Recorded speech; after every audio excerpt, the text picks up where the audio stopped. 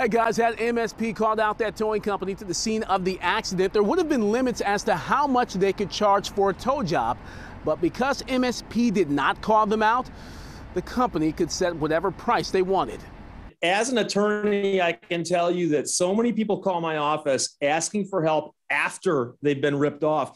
And ideally, you want to avoid getting ripped off. Call it shady, call it opportunistic, just don't call it illegal. 10G Towing and Recovery, the company that seemingly took advantage of stranded drivers after that pileup on 696 in Farmington Hills, did nothing criminal when they charged those drivers insanely high prices, according to Michigan State Police. It makes me frustrated because how as a civilian do we feel protected at all from people like this? Although 10G Towing and Recovery claims several police agencies called them to the scene of the accident, MSP, which had jurisdiction over it, says they never did. Even so, MSP says drivers like Kelly Rockwell hired 10G to tow their cars, and 10G did not misrepresent itself as being in cahoots with state police. That the woman was in a car accident. She sees police officers. She sees tow trucks. The cops go, get your car out of here, and there's a tow truck right there. So she assumes that the tow truck is with the police or was called by the police. And that's the problem. Attorney Steve Leto specializes in consumer protection.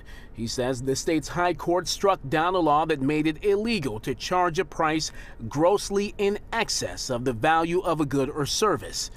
Think that $9,000 10G billed Kelly for one towing job. But that law is gone now. It's been gone now for more than 20 years. And as a result of that, a lot of unscrupulous merchants are learning, hey, we can do what we want because there's so little recourse if we get caught. I am not happy with the fact that we don't have a law to protect us, and I'm going to hopefully get people to join me to push that we get this law back. As for Kelly, her insurance company negotiated that $9,000 bill down to $2,500 and got Great Lakes Towing to get her car back from the 10G Towing and Recovery lot.